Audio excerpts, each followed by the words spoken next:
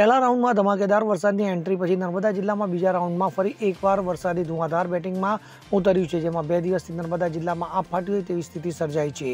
છેલ્લા 24 કલાકમાં જિલ્લાના તિલકવાડા તાલુકામાં 7 ઇંચ, નાંદોદમાં 5 ઇંચ, ગુરુડેશ્વરમાં 4 ઇંચ, ડેડિયાપાડામાં 1.5 ઇંચ અને સાગબારા તાલુકામાં 16 મીમી વરસાદ ખાબક્યો છે। ત્યારે જિલ્લામાં છેલ્લા 24 કલાકમાં 432 મીમી તો સરેરાશ 86.40 મીમી વરસાદ નોંધાયો છે। નર્મદાના વિવિધ ડેમોની સપાટી જોતા નર્મદા ડેમની સપાટી 134.73 metre, Karjan dam 110.30 metre, Sagbara તાલુકાના 2 ડેમો નાના કાકડી આંબા અને ચોપડવાવ ડેમ ફરી એકવાર ઓવરફ્લો થયા છે, જેમાં કાકડી આંબા ડેમની સપાટી 187.75 મીટર અને ચોપડવાવ ડેમની સપાટી 187.50 મીટર નોંધાઈ છે।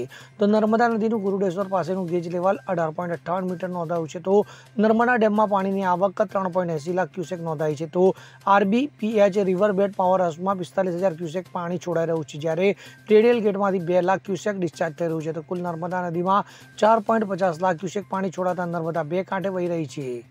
દીપક જગતાપ સાથે CN24 ન્યૂઝ, રાજપીપળા। હવે જુઓ દેશ દુનિયાની તમામ ખબરો તમારી આંગળીના ટેરવે।